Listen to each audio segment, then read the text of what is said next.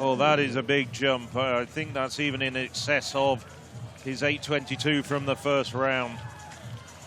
I mean, just so consistent as well, and such a big-time performer. 8.38 is PB, it's 8.25, and it's just a bit more leeway that he needs going into the final round. You just have the feeling that whatever Santos can produce, he can respond. He did that in the first round when Santos produced that magnificent jump of 8.19, and he's continued to stretch it out ever since. Well, just coming up to the 2,000-meter mark. Yeah, it was 6 minutes and 1.56 in the first heat, so wonder how they'll compare here. It is looking as though it is roughly the same once again. I think they might have just speeded up just a little bit.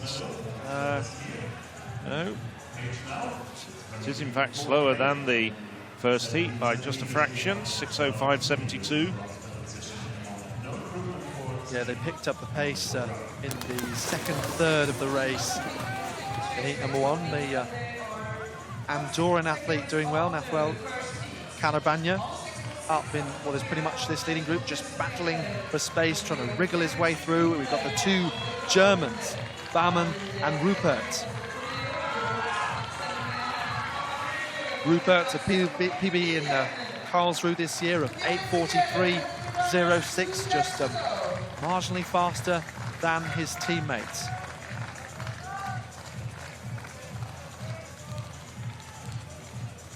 Looks like we've got this group of 10 athletes on your screen. Theoretically 10 can go through, but we did comment that this pace has slowed a little. So who's going to take it on? Gilles, perhaps poised, the fastest in the field on paper, the European under-20 bronze medalist. And as you say that, Gilles goes round the two Germans and gets to the front. So 600 meters to go in this first round of the 3,000 meter steeplechase.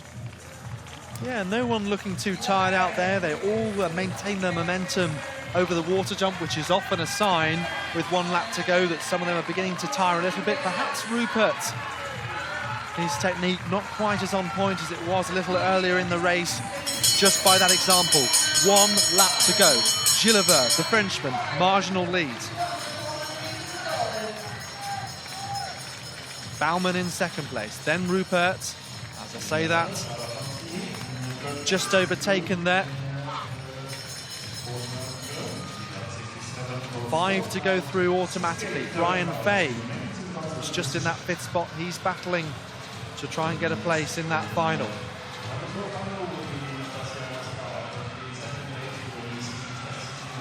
So at the moment about around 9:02, 9:03 is at the time they're looking for in terms of a fastest loser. So the water jump for the final time. Fay losing a bit of momentum, so too the Belgian de Flandre.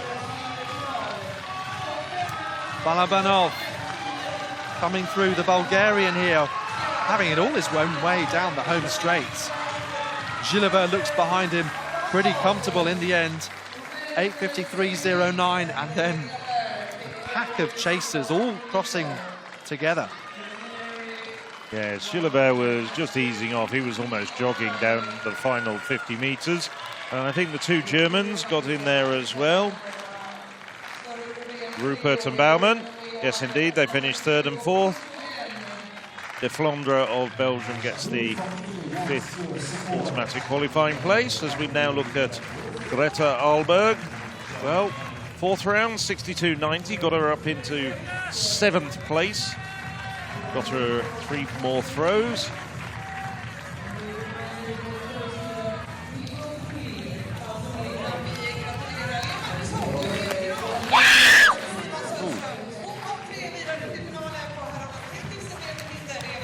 I think that was the most piercing shout I've heard from a thrower so far at these championships. Certainly jogged me out of any slumber. Should be measuring the decibels as well as the throws. Well, she did improve though. It was worth the effort. 65.88 for Ahlberg. the leader of the final, Sofia Popkina, in her fourth attempt. So while that 3,000 meter steeplechase race was going on, Sara Fantini was taking her fourth round throw, lying in third place before the throw. Had a best of 67.04. Still nobody getting close to Palkina at 71.08.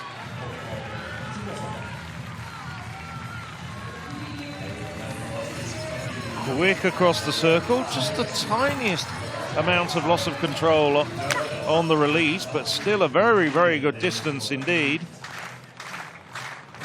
Well over 65 meters, more towards the 70 meter line, about 68 meters, 68.35, so she improves. Stays in third place though, but a better distance to her credit.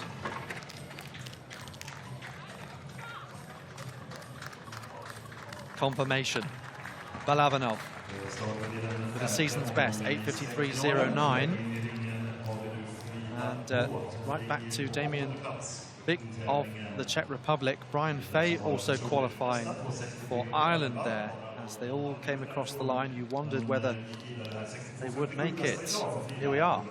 So confirmation of the men that will go through to the final.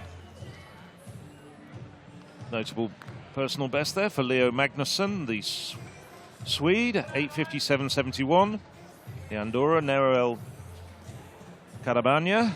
Well, you don't see too many Andorrans in finals at the European Under-23 Championships, but we'll have one here. Fantastic stuff. Well done to him. Now, the women's 100 meters. This is the final. No doubting at all who's the favourite. She's such a convincing winner of her heat and semi-final. Eva Swoboda. But Swoboda, the Pole, holder of the world under-20 best over 60 metres. Two Irish women in lanes 1 and 8. This is Molly Scott.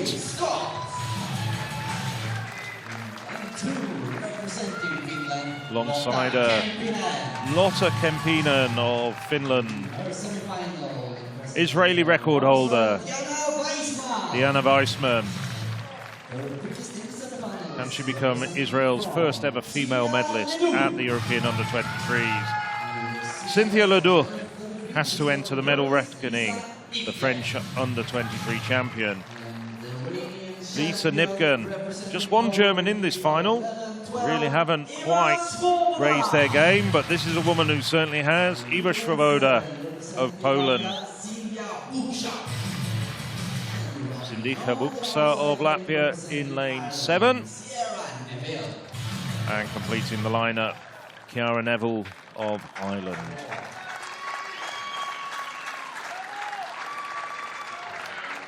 Well, Swoboda has run 11:18 this year. Championship record, well, it's a very good one indeed. 11:03 to Maria Karastamati of Greece from 2005.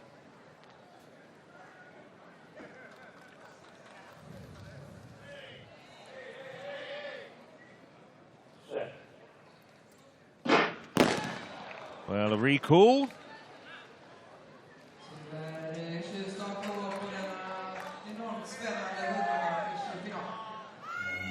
We've had the occasional problems with the guns and the timing equipment.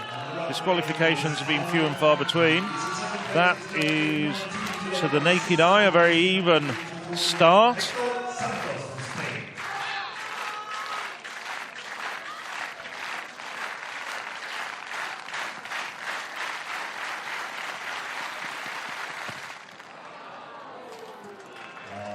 And you can hear the crowd cheering on the long jumpers. This is a field event that's reaching its climber. Well, Nipken is getting a warning.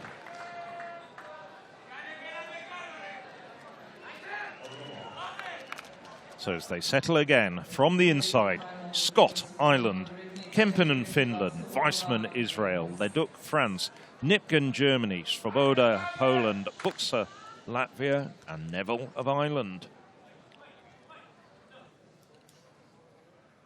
All eyes on lane 6. Iga Świątek of Poland, the overwhelming favourite.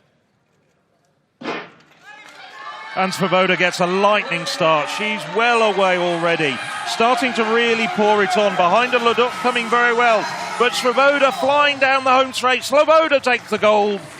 Leduc of France silver, and Nipken takes the bronze. Unofficially 11:15. That could be a season's best for Svoboda.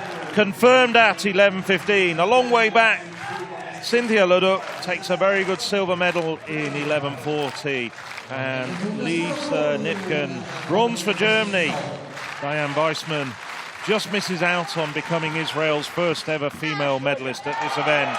But no doubting at all, the winner, Iga Świątek, about 2 strides into that race, she had a lead, well away, grabs the Polish flag from numerous supporters here. Lightning start, and she just pours it on from there. Yeah, we picked her out as the favourite, rightly so, but still plenty to do for the pole. Only one woman has run faster in Europe this year. Fantastic stuff. And she's got the classic physique for a top-class sprinter. Compact, great technique. Everything just fits together for a very, very good time indeed. Svoboda ran 11:12 last year. And as usual, we get a nice broad smile from the pole whenever she wins. She picked up quite a lot of titles in her time, with a 0.6 meters per second wind on her back, and joined now by the other 2 medalists. To her right, Lisa Nipken of Germany, and to her left, Cynthia Leduc of France. Tentoglou, final round, looks up for this. On form, 8:25 previously, gave him a little bit more leeway. Amazing jump from him, once again Tentoglou. Looking to add European under-23 gold to what he's managed at senior level, indoor and out. Here is the Greek. Well, the field events have been so fantastic for his country the last couple of years. That is very close on the board. Stefanidi, Kirikopoulou in particular in the pole vault, but Tentoglou, another Greek hero now. 8 meters and 32, the best in Europe this year, and just 5 centimeters off the championship record from 2013. Deserving what a gold way medal. to finish your competition for Tentoglou. To the men's 100-meter final. Just seen Svoboda crown the champion. How will these men go here? Hamilton just making it through to this final, the European indoor bronze medalist from 2017. Alongside him, Amaury Gullatown. 10.07 at best. The tall figure of Marvin Schultz alongside him. 10.18 this year. And his teammate, Kevin Krantz, the German champion over 100 metres, a European indoor finalist. In fact, Henrik Larsson on home soil, so close to that 10.8 Swedish record that stood since 1996, held by Petter Karlsson. One of 2 Brits in this final then, Oliver Bromby.